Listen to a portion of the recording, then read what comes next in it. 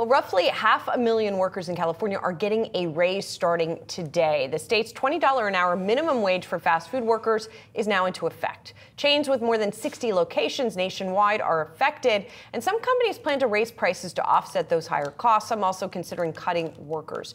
Joining us now is a franchise owner in California, Alex Johnson. He owns 10 Auntie Anne's and Cinnabon franchises in the San Francisco Bay Area specifically. Alex, thank you so much for joining us. Thank you for having me. So just tell us what happens today for your workers, and what are some of the changes you've had to make for the business as a result of this new law? Yeah, you mentioned it briefly. We are having to raise prices, but this is truly something I don't want to do.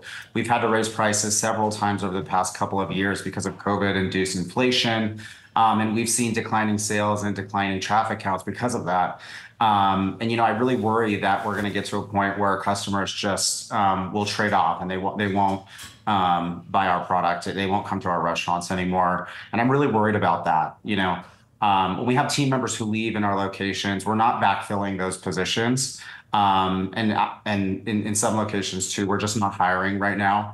We're making do with the help that we have, and ultimately, I worry that our service will be slower, and then customers won't be patient, and I'll lose more business because of these effects of this bill.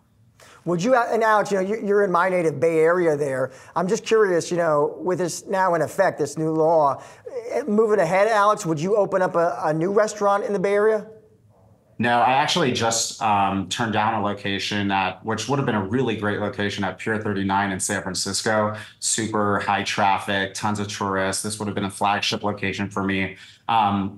It's a family business, our small business here that we have that runs these locations, and it would have been a huge point of pride for my family and I to have a location there. But we've actually decided not to expand at all in the state anymore.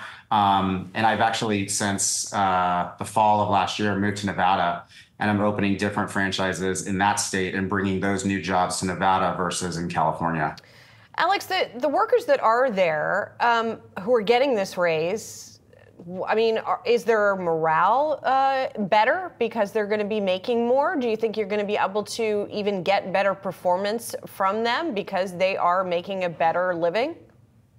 The conversations that I have with my employees, we talk a lot about the cost of living in California and already how expensive it is. And actually what I hear from them is fear that this new bill will just continue to drive those prices up, even further, whether it be rent or gas, groceries, all the kind of stuff that we all worry about and we all notice increasing. It's kind of a mixed bag. I think they're fearful that because of this wage increase, overall, all prices are going to be going up, and it's just going to compress their spending power even more. So I don't think that this is going to be some kind of, across the board huge morale boost for people, because I think they're going to realize that just how expensive everything is going to become because of this. Does it matter, Alex, how many franchises you own? In other words, are you exempt if you only own one, or no? It impacts you regardless of how many.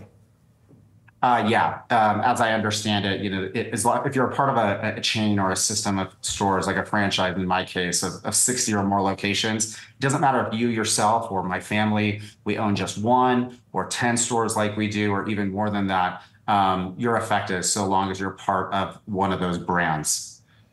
So, Alex, we've seen some case studies for all of this before, right? Because Seattle raised minimum wages. California itself, right, already at 16 is higher than some other places. And the results have been sort of mixed, right? You have seen hours cut, but there haven't been some of the sort of most dire scenarios that have been painted here. I mean, so I guess if you don't mandate a higher minimum wage, what do you do for people who are not making enough to support sort of a minimum standard of living?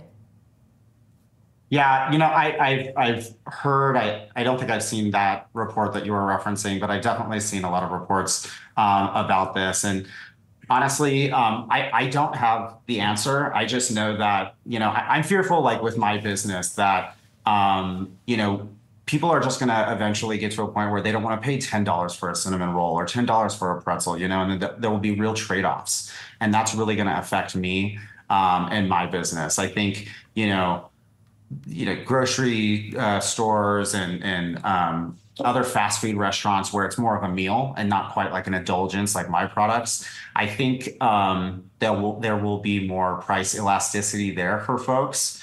But I don't know. I'm just a small business owner. I just want to do right by my people, treat them fairly, pay them as much as I can. I certainly don't have the answers on, how to solve this problem at large, but all I can control is my relationship that I have with my employees. And like I said, my family and we treat them really well and we pay them as much as we can. Alex, thank you so much for joining the show today. Appreciate your time and insight. Thank you. My pleasure.